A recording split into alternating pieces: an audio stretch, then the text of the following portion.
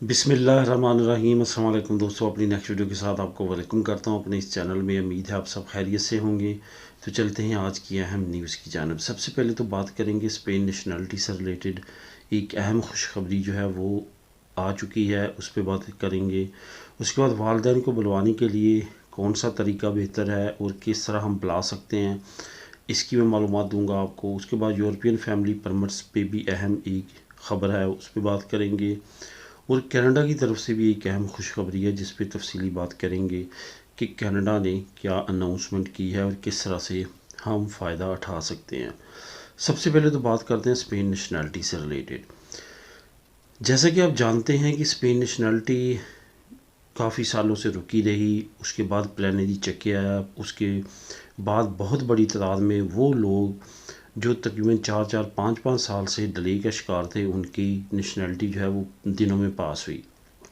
इसी तरह की सिचुएशन इस वक्त मिनिस्ट्री ऑफ जस्टिस में दोबारा बन चुकी है। 3 लाख से ज़्यादा फ़ाइलें दोबारा इकट्ठी हो चुकी हैं, जिसकी वजह से बहुत ज़्यादा लोगों का डिले है। और ख़ास तौर पे उन लोगों का डिले है जिन लोगों की फ़ाइलों में कोई ना कोई फाल्ता था, कोई ना कोई डॉक्यूमेंट की उनको ज़रूरत थी, या उनके केस में कोई ऐसी कन्फ्यूजन थी जिसके लिए उनको दोबारा रब्ता करना पड़ा जिसने अप्लाई किया था उसके साथ, और उसकी वजह से उसका केस डिले हुआ। और उसके बाद वो जो प्लानिंग चक्की चल रहा था वो इसी दौरान जो है वो ख़त्म हो गया, जिसकी वजह से उनकी फ़ाइल तो पुरानी है लेकिन अभी तक जो है उसके रिज़ल्ट्स नहीं आए। इस तरह की केसेस काफ़ी ज़्यादा पेंडिंग है और तकरीबन 3 लाख से ज़्यादा नए केसेस और पुराने केसेस मिला के दोबारा मिनिस्ट्री ऑफ जस्टिस में रश बढ़ चुका है। यही वजह है कि अब उन्होंने दोबारा ये अनाउंसमेंट की है, जो कि पहले सोच विचार में थे और तमाम चीज़ों को देखा जा रहा था। और ये अनाउंसमेंट आई थी कि वो सोच रहे हैं कि प्लानिंग चक्के दोबारा से लागू किया जाए, लेकिन अब दोबारा से उन्होंने इसको लागू करने का ऐलान किया है। प्लानिंग चेक के आने के बाद जो फाइलें रुकी हुई हैं और जो नेशनलिटी का प्रोसेस थोड़ा सा स्लो हुआ है वो काफ़ी स्पीडली हो जाएगा। यहाँ पे आपको बताता चलूँ कि इस वक्त जो अपील पे नेशनलिटी मिलने की रफ्तार है वो काफ़ी ज़्यादा तेज़ है, दिनों में लोगों की पास हो रही है। और जिन लोगों का साल हो चुका है वो लाजमी तौर पे अपनी रिकोर्सो करें कि अच्छे वकील के ज़रिए, और रिकोर्सो करने के बाद आप उसके रिज़ल्ट जो है वो दिनों में हफ्तों में ले सकते हैं। इस वक्त काफ़ी तेज़ी के साथ लोगों की अपील के रिज़ल्ट्स आ रहे हैं और उनकी नेशनलिटी पास हो रही है। प्लानिंग चेकिंग का सबसे बड़ा फ़ायदा यही है कि आपको कम मुद्दत में आपकी केस का रिज़ल्ट मिल जाता है और आप उसको जो है आपकी नेशनलिटी जो है पास हो जाती है अगर उनसे कोई भी किसी तरह का फाल्ता नहीं होता। यहाँ पे ये भी आपको बताता चलूँ कि वो लोग जो अभी तक जिनके कोई ना कोई फाल्ता लगा है और वो वेट कर रहे हैं कि अपनी फाल्ते का, वो मिनिस्ट्री ऑफ जस्टिस में वेट करने की बजाय ख़ुद भी डायरेक्ट जो है उनसे रब्ता करके तमाम मालूमात भी ले सकते हैं अगर उनको अपने केस में कोई कन्फ्यूजन हो। ख़ास तौर पे आपके स्टेटस के बारे में वो क्लियरली आपको बता देते हैं। बहुत सारे दोस्त ऐसे हैं जिनको ऐसा मैसेज शो होता है जिसकी उनको समझ नहीं आती, वो पूछ सकते हैं। मैंने कई मरतबा मिनिस्ट्री ऑफ जस्टिस का टेलीफ़ोन नंबर भी शेयर किया है जिस पे कुछ लोगों की मालूमात भी ली गई है और वो बताते हैं कि असल में आपकी केस में क्या प्रॉब्लम है और आपको कार्ता यहाँ से जारी हो चुका है या नहीं जारी हो चुका। ये तमाम चीज़ें आप उनसे पूछ सकते हैं, लेकिन मज़ीद डीपली डिटेल में वो आपको नहीं बताते। इस वजह से इससे भी आप फ़ायदा उठा सकते हैं। वालिदैन को बुलवाने के लिए बहुत सारे लोग जो हैं वो मालूमात पूछते हैं कि किस तरह से हम अपने वालिदैन को बुलवा सकते हैं। यहाँ पे हमारी कम्युनिटी में एक बहुत बड़ी कन्फ्यूजन ये है कि शायद नेशनलिटी के बाद ही हम अपने वालिदैन को बुलवा सकते हैं। ऐसा बिल्कुल भी नहीं है। आप अपने वालिदैन को बुला सकते हैं, जो कि 2 तरीके हैं। एक तो है कि आप अपने वालिदैन को विज़िट पे बुला सकते हैं, दूसरा तरीका है कि आप अपने वालिदैन को जिस तरह आप अपनी फैमिली बुलवाते हैं इसी तरह सेम आप बुलवा सकते हैं। मैंने पहले कुछ अर्सा पहले एक वीडियो बनाई थी जिसमें मैंने आपको बताया था कि इंग्लिश लॉ में, फैमिली लॉ में और यूरोपियन फैमिली लॉ में क्या फ़र्क है। इंग्लिश फैमिली लॉ में वसी तर आपकी जो फैमिली होती है वो आपकी फैमिली मेंबर कंसिडर की जाती है, जिसमें आपके बहन भाई भी शामिल होते हैं, इवन भतीजे भतीजियाँ, फुफ्फो फुफियाँ, खालाएँ भी शामिल होती हैं।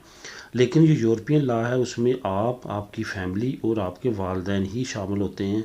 ज़्यादा से ज़्यादा आपको बड़ी मुश्किल से वो अगर ऐड करते हैं तो वो आपके बहन भाई करते हैं, अगर वो आप पे डिपेंडेंट हों। यानी कि अगर आप उनके अखराजात बर्दाश्त कर रहे हैं तो फिर आपको कुछ हद तक वो राय देते हैं और आप उनके लिए कुछ ना कुछ कर सकते हैं। इसी तरह की सिचुएशन में आपको बताता चलूँ कि जो लोग कहते हैं कि आप अपने वालिदैन को बिल्कुल भी नहीं बुलवा सकते, ऐसा बिल्कुल नहीं है। बहुत सारे लोगों ने बुलवाया है और बुला सकते हैं। उसके लिए सिर्फ़ और सिर्फ यही करना है आपने, जिस तरह आप अपने भाई को वर्क परमिट के लिए, मैंने लास्ट दिन में एक वीडियो बनाई थी कि आपने शो करना है कि वो आप पे डिपेंड करता है, थोड़ा सा वालिदैन के लिए भी आप शो कर सकते हैं कि वो हम पे डिपेंड करते हैं। अगर आप एज अ फैमिली मेम्बर, जिस तरह आप अपनी फैमिली को बुलाते हैं और चाहते हैं कि उनको आके वही स्टेटस मिले जो आपके पास है, तो वो आप ये तरीका अपना सकते हैं। वरना विज़िट वीज़ा लगना तो काफ़ी ज़्यादा आसान है। आपने सिर्फ नेशनल पुलिस जाना है और वहाँ पे जाके उनको कहना है कि मैंने कार्ता दी इन्विटेशन अप्लाई करना है, तो वो आपको कुछ फॉर्म देंगे, आपने फ़िल करके उनको देने हैं, तो वो आपको कार्ता दी इन्विटेशन बना देंगे। आपने यहाँ से कुछ डॉक्यूमेंट्स बना के अपने टेस्ट करवा के तो भेज देने हैं, और साथ आपके वालिदैन के वहाँ पे डॉक्यूमेंट लगेंगे और टीसी जमा होंगी। ये मैं विज़िट का तरीका आपको बता रहा हूँ। जो फैमिली का प्रोसेस है वो सेम लाइक उसी तरह है जिस तरह नॉर्मली फैमिली अप्लाई होती है। अगर आपके पास लार्गो दुरासियन कार्ड है, अगर नेशनलिटी नहीं है, अगर नेशनलिटी है तो फिर आपको घर वगैरह या ऐसी कोई भी नॉमिनल ये चीज़ें दिखाने की, शो कराने की किसी तरह की भी ज़रूरत नहीं है। यहाँ पे आपको ये बताता चलूँ कि जिनके पास 1 साल का कार्ड या 2 साल का कार्ड है वो एलिजिबल नहीं हैं इस प्रोसेस के लिए। कम से कम आपके पास लार्गो दुरासियन होनी चाहिए। अगर आप अपने वालिदैन को विज़िट पे या आप परमानेंट तौर पे, जैसे आप अपनी फैमिली बुलाते हैं, उनको रेजिडेंट कार्ड के तौर पे बुलाना चाहते हैं, तो उसके लिए ज़रूरी है कि आपके पास लार्गो दुरासियन हो। उससे कम पे आप नहीं बुला सकते या आपके पास नेशनलिटी हो। यूरोपियन फैमिली परमिट वालों के लिए भी एक अहम ख़बर है, जैसे कि बहुत देर से लोग इंतज़ार कर रहे हैं। कुछ लोग तो ऐसे हैं जिन्होंने अपनी नेशनलिटी पास करवाई, बच्चों की करवाई, और वो मूव होना चाहते थे इंग्लैंड में, प्री सेटलमेंट स्टेटस उनके पास था, तो वो सिर्फ़ और सिर्फ इस वजह से नहीं हो पा रही कि उनकी जो वाइफ़ है उसका वीज़ा नहीं लग रहा है। काफ़ी अरसा हो चुका है, जिसमें 8-8 महीने भी हैं जिनको अरसा हो गया। पिछले दिनों एक दोस्त ने मैसेज किया कि मैं अपनी बीवी को यहाँ पे स्पेन में छोड़ के, क्योंकि उसका अभी तक वीज़ा नहीं आया, अपने बच्चों के साथ यूके शिफ्ट हो चुका हूँ और काफ़ी ज़्यादा परेशान हूँ, क्योंकि उसका वीज़ा अप्लाई किए हुए 7 से 8 महीने हो चुके हैं, अभी तक उसके वीज़े का कोई भी आंसर नहीं आया। इसके बारे में जो यूके की हुकूमत है उसने अनाउंसमेंट की है, क्योंकि यूक्रेन का फैमिली जो इमिग्रेशन सिस्टम है उसमें भी चेंजिंग की जा रही है और उनके लिए भी काफ़ी नई आसानियाँ लाई जा रही हैं। इसी तरह यूरोपियन फैमिली परमिट के केसेस जो हैं उनको भी अब तेज़ी के साथ निपटा जाएगा। यहाँ पे आपको बताता चलूँ कि अगर आपकी खुदा न खास्ता पार्टनर को, आपकी बीवी को या खामद को वीज़ा नहीं मिलता, तो आप लाजमी तौर पे जो जो वे नंबर 2 है वो यूज़ करें। जैसे आप यूके में जाते हैं, शुरू में जाके बेनिफिट्स के चक्करों में ना पड़ें, बल्कि जाके कोई काम करें। काम ऐसा करें कि आप, वो शो हो कि आप अपनी फैमिली को अफोर्ड कर सकते हैं।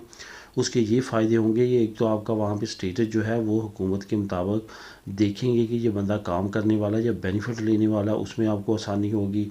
दूसरा, अगर खुदा न खास्ता आपका फैमिली परमिट सही तरीके साथ वो नहीं डील करते, रिजेक्ट करते हैं, तो आप दूसरे वे के ज़रिए अपनी फैमिली बुला सकते हैं, जो कि नॉर्मल वे है। आपकी 6 सैलरी स्लिपें लगेंगी, घर शो होगा, जिस तरह आप यूरोपीय यूनियन में, स्पेन में बुलाते थे, इसी तरह आपने वहाँ पे अपनी फैमिली को अप्लाई करके बुलाना है और फिर आप बुला सकते हैं। तो ये तरीका लाजमी तौर पे यूज़ करें। फ़िलहाल उन्होंने अनाउंस किया है कि वो अब तेज़ी के साथ जो यूरोपियन फैमिली परमिट है उनको निपटाने की कोशिश करेंगे। कनाडा की तरफ से भी काफ़ी एक अच्छी न्यूज़ सामने आई है। उसने कुछ नई कैटेगरीज लॉन्च की हैं, जिसमें एग्रीकल्चर को भी ऐड किया गया है, बगैर पॉइंट बेस सिस्टम।